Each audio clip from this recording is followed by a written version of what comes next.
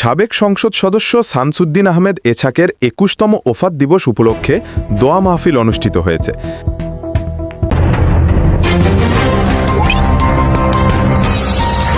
শুক্রবার ২৭ মার্চ ২০২৬ তারিখে পরিবারবর্গের উদ্যোগে এ দোয়া মাহফিলের আয়োজন করা হয়। অনুষ্ঠানে মরহুমের রুহের মাগফিরাত কামনায় কোরআন তেলাওয়াত, মিলাদ ও বিশেষ মোনাজাত অনুষ্ঠিত হয়। এতে পরিবারের সদস্য, আত্মীয়স্বজন ও শুভানুধ্যায়ীরা উপস্থিত ছিলেন। বক্তারা মরহুম শামসুদ্দিন আহমেদ এছাকের কর্মময় জীবনের বিভিন্ন দিক স্মরণ করেন এবং এলাকার উন্নয়নে তার অবদানের কথা তুলে ধরেন। দোয়া মাহফিলে দেশ ও জাতির কল্যাণ কামনা করে বিশেষ প্রার্থনা করা হয়। অনুষ্ঠান শেষে উপস্থিত সবার মাঝে তবারক বিতরণ করা হয়।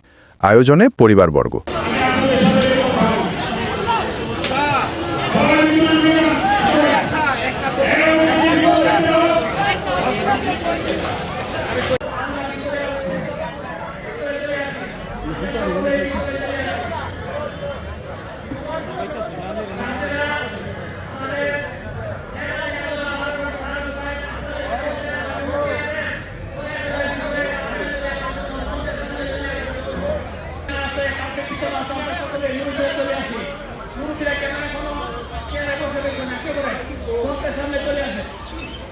কিছুক্ষণের মধ্যে ইনশাআল্লাহ মিলাদ হবে, দোয়া হবে, দেশ ও জাতির জন্য দোয়া হবে।